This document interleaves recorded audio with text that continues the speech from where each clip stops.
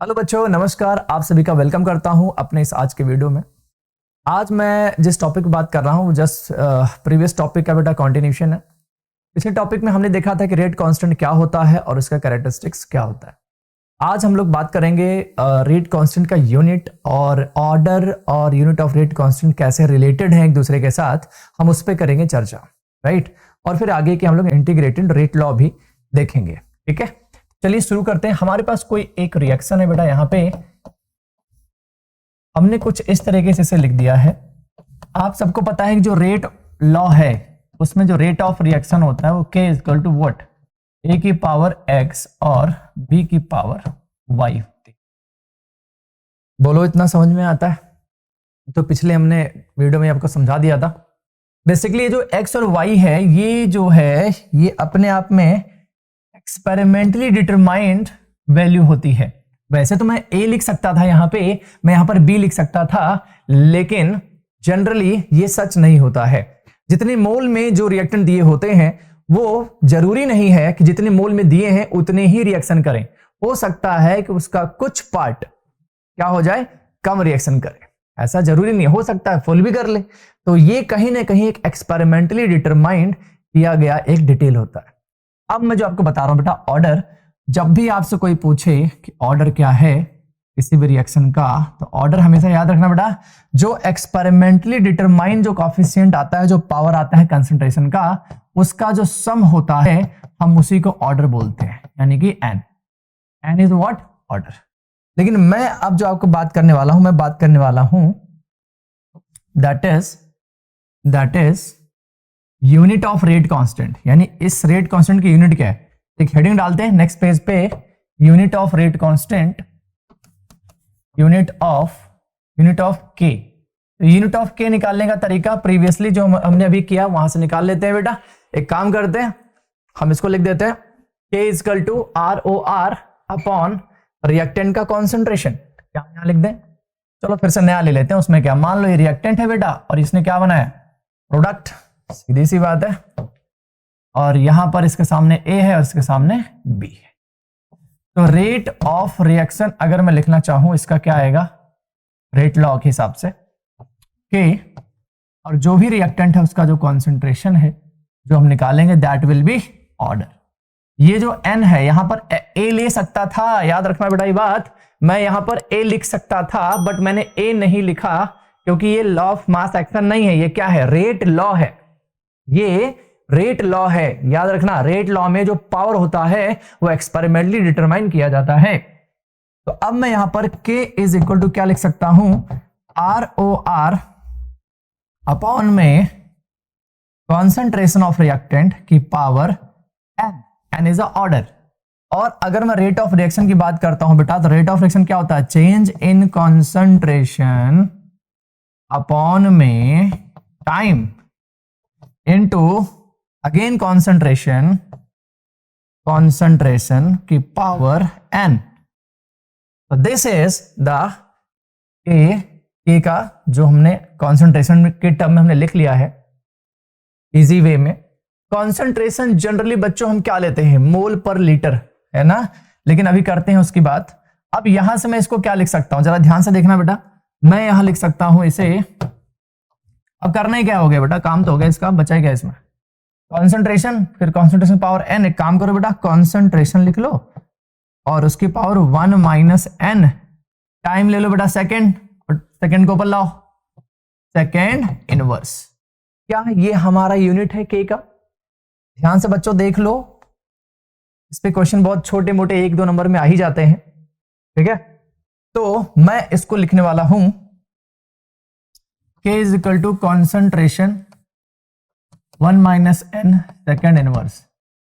अगर मैं आपसे यूं कहूं कि कोई रिएक्शन है, कोई रिएक्शन है जीरो ऑर्डर का, मान लेते हैं, यहां लिख लो ऑर्डर ऑफ रिएक्शन और यहां लिख लो यूनिट ऑफ रेट। अगर मैं यूं कहूं बेटा कि हमारा जो यहां पे ऑर्डर ऑफ रिएक्शन वो 0 है, तो के की यूनिट क्या आएगी, जरा दिमाग लगाओ। देखो कंसंट्रेशन ऑब्वियस सी बात है, आप जनरली क्या लेते हो, मोल पर लीटर, यही लोगे ना।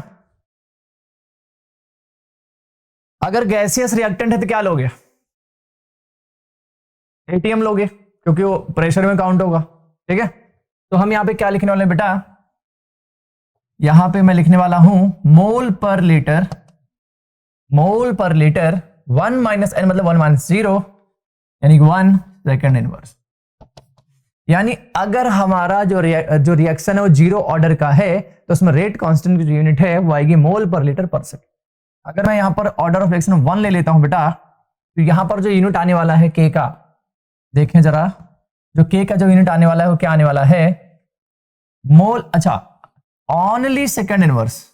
क्यों, अरे भाई अगर मैं 1 कर देता हूं बेटा तो 1 माइनस 1 क्या आ जाएगा, 0 आ जाएगा पावर में, और किसी भी वैल्यू का पावर अगर 0 है तो ओवरऑल वैल्यू क्या होती है, 1 होती है। तो सेकेंड इनवर्स हमारा यहां पर यूनिट आ गया बेटा। अब देख लेते हैं हम नेक्स्ट वन। मान लो हमारे पास सेकंड ऑर्डर का रिएक्शन है, और सेकंड ऑर्डर का रिएक्शन क्या हो जाएगा, 1 माइनस 2 यानी ये -1 हो जाएगा ओवरऑल। और अगर ये -1 हो गया पावर में तो अंदर वाली चीजों का जो पावर है वो चेंज हो जाएगा, उनका साइन चेंज हो जाएगा। ये आ जाएगा बेटा लीटर पर मोल, लीटर पर मोल पर सेकेंड। बोलो यहां तक समझ में आता है, इजी, सिंपल सी बात है। यहां पर एक क्वेश्चन मैं आप लोग को दे रहा हूं बेटा, कर लेना है इसको एज अ होमवर्क, थोड़ा बहुत मैं आपको हिंट दे दूंगा। what is difference between, what is the difference between rate of reaction and rate constant? Simple सी बात है। देखो रेट ऑफ रिएक्शन का अगर कहा जाए जो यूनिट है वो कभी बदलने वाला नहीं है, लेकिन के का यूनिट क्या होगा बेटा, बताओ, चेंज होगा ना, क्योंकि वो ऑर्डर पे डिपेंड करता है। ठीक है, और के एक प्रोपोर्शनैलिटी कांस्टेंट है, और आर क्या बताता है बेटा, स्पीड के बारे में जानकारी देता है। रेट ऑफ रिएक्शन तुम्हारा कॉन्सेंट्रेशन पे डिपेंड करता है, के को कोई मतलब ही नहीं है। समझे या नहीं समझे? ठीक है, सिंपल सी बात है। और रेट ऑफ रिएक्शन में प्रोडक्ट से भी काउंट कर सकता हूं और रिएक्टेंट से भी काउंट कर सकता हूं। और जो हमारा के है उसका कोई लेना देना नहीं है प्रोडक्ट से, वो सिर्फ रिएक्टेंट पे ही डिपेंड करता है। ठीक है, चलिए आगे बढ़ते हैं, नेक्स्ट टॉपिक पे आते हैं। और हमारा जो नेक्स्ट टॉपिक है वो है मॉलिक्यूलैरिटी। हमारा जो नेक्स्ट टॉपिक है वो है मॉलिक्यूलैरिटी। क्या है ये मॉलिक्यूलैरिटी, जरा इस पे भी ध्यान दे दिया जाए। मॉलिक्यूलैरिटी क्या है कि किसी भी रिएक्शन में जितने भी रिएक्टिंग स्पीसीज हैं, जितने भी रिएक्टिंग स्पीसीज हैं, अगर उनको हम काउंट कर लें तो दैट इज कॉल्ड मॉलिक्यूलैरिटी। समझ में आई बात? तो काम करते हैं, यहां हम लिख देते हैं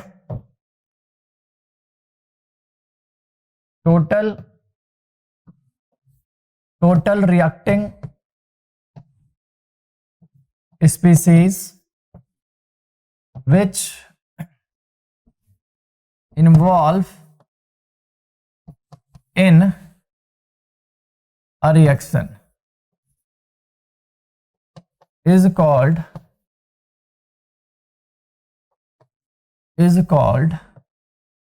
molecularity, is called molecularity। बोलो यहां तक आपको समझ में आया? अब करते हैं इस पे चर्चा। मान लो हमारे पास H2 है और ये है I2, इन्होंने करा रिएक्शन और इन्होंने बनाया 2HI, और आपसे किसी ने पूछ लिया कि इसकी मॉलिक्यूलैरिटी बताओ, देखते ही तुम बता दोगे। कितने मॉलिक्यूल पार्टिसिपेट कर रहे हैं बताओ, एक ये और एक वो, मतलब 2। तो यहां मॉलिक्यूलैरिटी बच्चे क्या आ रहा है बताओ, दैट इज 2। एक और देख लेते हैं, PCl5 बेटा डिकम्पोज हो रहा है, PCl3 बना रहा है और Cl2 बना रहा है। अब फिर से देखो भाई, किसी रिएक्शन में जितने रिएक्टेंट पार्टिसिपेट कर रहे हैं उन्हीं को तो काउंट करना, इसमें करना क्या है, बड़ी सी बात है ना। तो यहां पर जो मॉलिक्यूलैरिटी आएगा बेटा वो आएगा 1, इसको यूनिमॉलिक्यूलर कहते हैं। और 2 मतलब बाई मॉलिक्यूलर, है ना। ये चीजें और सबसे बड़ी बात क्या होता है बेटा, ये एक थ्योरेटिकल कॉन्सेप्ट है, कुछ बातें आपको मैं यहाँ पे लिखवा देता हूँ साइड में, 1 मिनट यही लिख लेते हैं, है ना। ये कैसा कॉन्सेप्ट है बेटा बताओ, थ्योरेटिकल कॉन्सेप्ट, ये एक थ्योरेटिकल कॉन्सेप्ट है, पहली बात ये है।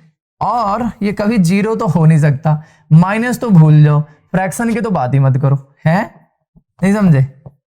It can not be zero, negative and fractional. बोलो समझ में आता है, फाइन। और एक बात यहां पर और लिख लेते हैं, it work only in simple reaction. Simple reaction मतलब सिंगल स्टेप वाले रिएक्शन, सिंगल स्टेप के जितने भी रिएक्शन होंगे उसमें ये काम करेगा। और अगर आप कॉम्प्लेक्स में अप्लाई कर रहे हो तो याद रखें स्लोवेस्ट स्टेप पे अप्लाई होगा। ये वहां के लिए मैं तुम्हें ट्रिक बता रहा हूं, अगर आप ये जानना चाह रहे हैं कि कॉम्प्लेक्स में कहां काम करेगा तो बेटा स्लोवेस्ट स्टेप पे ही काम करेगा। चलिए तो बेटा अब बात करेंगे हम लोग इंटीग्रेटेड रेट लॉ की, और उसको समझते हैं हमारे को किस काम आ सकता है। आपने देखा कि हमारे पास डिफरेंशियल रेट लॉ था जो कि अच्छा खासा काम कर रहा था, एवरेज रेट ऑफ रिएक्शन पे भी और इंस्टेंटेनियस पे भी कर रहा था। बट कहीं ना कहीं इंस्टेंटेनियस रेट ऑफ रिएक्शन में ये एग्जैक्टली जो हमें एक्यूरेट वैल्यू चाहिए रेट ऑफ रिएक्शन का वो हमें नहीं दे पा रहा था। उस वजह से हमने क्या करा कि हमने उस कमी को दूर करने के लिए हमने क्या करा, डिफरेंशियल रेट लॉ को इंटीग्रेट कर दिया। ठीक है, और आइए देखते हैं ये कैसे काम कर रहा है। इंटीग्रेटेड रेट लॉ, और एक खास बात इसकी और बता रहा हूं बेटा आप लोगों को मैं, एक्चुअली होता क्या है ना कि हम अगर कंसंट्रेशन ऑफ रिएक्टेंट ना दिया हो तो हम रेट ऑफ रिएक्शन नहीं निकाल सकते हैं डिफरेंशियल रेट लॉ में, लेकिन इंटीग्रेटेड में ये पॉसिबल है कि हम कॉन्सेंट्रेशन भी कैलकुलेट, कॉन्सेंट्रेशन के बिना हम ROR को कैलकुलेट कर सकते हैं, ये पॉसिबल है। आइए देखते हैं इसके बारे में, स्टार्ट करते हैं जीरो ऑर्डर से।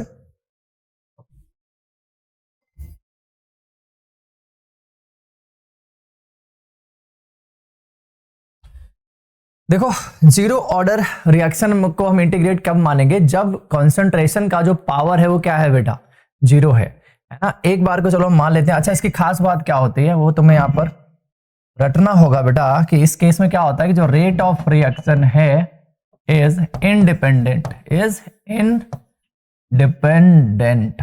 ऑफ कॉन्सन, मतलब सर मतलब यही है कि कॉन्सेंट्रेशन पर डिपेंड नहीं करेगा रेट ऑफ रिएक्शन, सिंपल सी बात है। किसके, कॉन्सेंट्रेशन ऑफ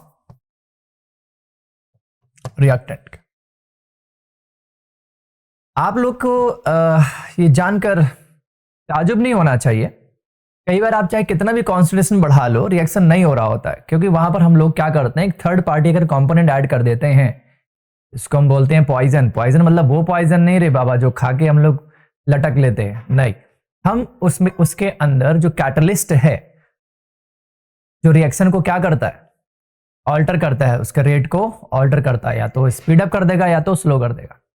लेकिन अगर उसमें हम पॉइजन डाल देते हैं, पॉइजन मतलब एक ऐसा कंपोनेंट जो पूरे कैटलिस्ट के सरफेस को क्या कर लेगा, घेर लेगा, तो कैटलिस्ट डीएक्टिव हो जाएगा और रिएक्शन ऑटोमेटिक क्या हो जाएगा बेटा, समझ रहे हो ना, इंडिपेंडेंट ऑफ कॉन्सेंट्रेशन। चाहे कितना भी आप कॉन्सेंट्रेशन बढ़ा लो कोई फर्क नहीं पड़ता, क्योंकि कैटलिस्ट का जो सरफेस है ऑलरेडी क्या हो चुका है बेटा, ब्लॉक हो चुका है।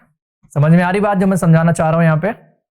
चलिए आगे की बात करते हैं। यहां पे हम लोग मान लीजिए कोई रिएक्टेंट हमारे पास और हम वहां पे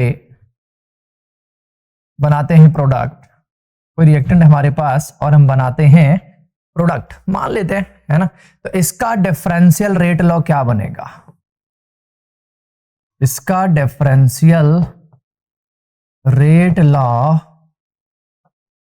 इसका डिफरेंशियल रेट लॉ क्या बनाओगे बेटा, दिमाग चलाओ जरा, है सिंपल सी बात है। आर अगर पी बना रहा है बेटा तो मैं इसको लिखूंगा R O R is equal to K reactant की पावर कुछ भी मान लो, यहाँ पे ए है यहाँ बी है, लेकिन उससे हमें क्या, क्योंकि हम यहाँ पर ऑर्डर क्या मान चुके हैं, 0। क्या मान चुके हैं, 0। अच्छा आर वार को मैं क्या लिख सकता हूं बच्चों, जल्दी बताओ, डी आर अपॉन में डी टी माइनस, ये हो जाएगा के, क्योंकि पावर 0 है तो बचेगा के, ऑब्वियस सी बात है। तो मैं यहाँ क्या लिखूंगा, माइनस डी आर टू के डी टी, ठीक है। और अब ये जो माइनस हमने यहां लिया हुआ है तो अभी हाल फिलहाल यही रहने देते हैं। अब यहां लिखेंगे integrating both side, integrating both side. अगर मैं इंटीग्रेट करता हूं दोनों तरफ तो बेटा क्या होने वाला, जरा देखो यहां पे, माइनस डी आर, और ये हो जाएगा तुम्हारा के डी टी, ये तो बन जाएगा आर, डी गायब हो गया बेटा, के कांस्टेंट है बाहर आ गया, है ना। तो अंदर क्या था बेटा, डी टी, है ना। तो अगर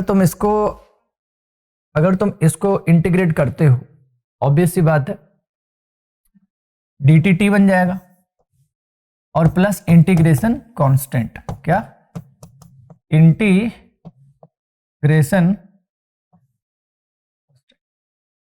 क्या यहां तक आप सभी लोग पहुंच गए, हाँ या ना में जवाब दें। मानते हैं आपने सब पढ़ लिया है, समझ में आपको आ गया होगा, है ना। और नहीं भी आया होगा तो एक बार अच्छे से आप सुनेंगे तो आपको ये चीज बेहतर तरीके से समझ में आएगा। पहले मुझे ये बताओ, रेट ऑफ रिएक्शन मैंने बेटा यहाँ पर क्या कर लिया है, के और आर की पावर एन, एन की वैल्यू हमने 0 ले ली। अच्छा 0 ले लिया तो क्या हुआ, हाँ ये पूरा वैल्यू क्या होगा, 1 बचेगा के D R by D T. यहाँ से हमने डिफरेंशियल रेट लॉ ले लिया, डी आर फिर डी टी, फिर के डी टी वहां गया, डी आर यहाँ गया, और ये आ जाएगा आर, फिर ये आ जाएगा आपका के टी, फिर प्लस इंटीग्रेशन कांस्टेंट। नाउ अब जो कह रहा हूं उस पर जरा ध्यान से समझना, ठीक है। Let time is just started 0, इस जगह पर जो कंसंट्रेशन होगा, जो भी कंसंट्रेशन होगा टी पे, वो बराबर हो जाएगा किसके, हाँ। अगर टाइम को मैं 0 मान लूं तो इनिशियल जो कंसंट्रेशन है वो क्या हो जाएगा, आर नॉट। नहीं समझे, अरे यार ये जो आर है ये तो फाइनल है ना, लेकिन अगर मैं टाइम को 0 ले लूं तो ये जो आर है ना, ये अपने इनिशियल स्टेट पे आ जाएगा ना, अभी तो रिएक्शन शुरू ही नहीं हुआ है। अगर मैं टाइम को 0 मान लिया तो मतलब क्या है, रिएक्शन अभी शुरू हुआ ही नहीं है जो भी हो रहा है। यानी अगर टाइम 0 हो जाए तो आर की वैल्यू हो जाएगी आर नॉट, क्यों, क्योंकि इनिशियल कॉन्सेंट्रेशन आ जाएगा वहां पे। तो हम लोग क्या लिखेंगे बेटा, यहां पर देखो I इज इक्वल टू, इस केस में क्या आ जाएगा, ये तो पूरा हो गया 0, नो डाउट ये 0 हो जाएगा, ठीक है, क्योंकि t 0 मान रखा है, और ये हो जाएगा माइनस आई की वैल्यू माइनस आर नॉट। क्या ये बात समझ में आता है कि आई की वैल्यू आर नॉट क्यों आया, कैसे आया। अब इस आई की वैल्यू को आपको इस इक्वेशन में पुट अप कर देना है। कौन सा इक्वेशन में, जो अभी अभी आपने देखा, minus R is equal to k t plus I की जगह माइनस आर नॉट, तो minus R k t minus R nought को इधर ले आओ बेटा, के टी इक्वल टू क्या हो जाएगा, आर नॉट माइनस आर। ये हमारे पास एक rate constant, time rate constant, concentration का एक अच्छा खासा फॉर्मूला आ गया है। आप इसको, कुछ लोग इसको ऐसे लिख देते हैं, इसी चीज को आप ऐसे मान लो, माइनस आर अपॉन में आपका ये आ जाएगा। ये है इंटीग्रेटेड रेट लॉ, जिसको आपको रट्टा मारना है। ऐसा पॉसिबल है, रट्टा मार सकते हैं, इतना तो कर ही सकते हो, है कि नहीं, है क्या ये, फॉर व्हाट 0, बोलो जी, समझ में आता है, बात खत्म है। इसको देख लो ध्यान से, क्योंकि मैं half life of zero order बता रहा हूं, इसी के साथ खत्म कर देंगे बेटा हम ये लेक्चर भी। Half life of zero order, half life of zero order का क्या मतलब है, ये समझने वाली बात है। इसका मतलब ये होता है बेसिकली, जो हाफ लाइफ का मतलब क्या है ना, time taken by reactant to reduce its half, मतलब जो रिएक्टेंट है वो जब आधा हो जाए अपने इनिशियल का, उस वक्त जो समय लगा है हम उसी को टी हाफ कहेंगे या टी 50% कहेंगे। समझ में आया मैंने क्या बोला बेटा? ध्यान से गौर करना। जब रिएक्शन में रिएक्टेंट का जो कंसंट्रेशन है वो अपने इनिशियल का हाफ हो जाए, सिंपल सी बात है, अपने इनिशियल का हाफ हो जाए, जो समय लग रहा है वही समय ही तो क्या है हमारा, टी हाफ है। सिंपल सी कहानी है, ठीक है। तो नाउ अब हम लोग क्या लिखने वाले यहां पे, जरा देखें। अब हम लोग इसको पुटअप करने वाले हैं वैल्यू को किसमें, जो हमारा प्रीवियस इक्वेशन था, क्या था याद है, k is equal to R nought minus R upon में टी। तो आर नॉट तो चलो ठीक है, वो तो ज्यों का त्यों है, माइनस आर ये हो जाएगा आर नॉट बाई 2, ये हो जाएगा नीचे बेटा टाइम, टाइम को हम बोल देंगे टी हाफ है, नहीं समझे, टाइम क्या हो जाएगा बेटा, टी हाफ मान लो। अब जरा ध्यान से देखो बेटा, 1 में से हाफ माइनस करोगे तो हाफ ही आएगा ना, और टी हाफ को उठा के इधर ले आओ, के वहां ले जाओ, तो फाइनली हम यहां से क्या लिख सकते हैं, ध्यान से देखें, ठीक है। यहां आ जाएगा बच्चों t half is equal to R nought upon 2k। क्या सभी बच्चे सहमत थे इस फॉर्मूले में? समझ में आया टी हाफ का मतलब क्या होता है? कोई रिएक्शन जो चल रहा है उसके अंदर जो रिएक्टेंट है अगर वो अपने इनिशियल के आधे पे पहुंच गया है, वहां तक जो लगा समय है उसको हम बोलते हैं टी हाफ, दैट्स इट। तो बच्चों मिलते हैं अगले वीडियो में। उम्मीद करता हूं आपको वीडियो पक्का समझ में आया होगा। अगर नहीं आया बेटा तो प्लीज कमेंट करें, हम उस पर और भी काम करेंगे आपके लिए, पहले से और ज्यादा एफर्ट लगाएंगे। खैर गुड लक, मिलते हैं अगले वीडियो में, नमस्कार।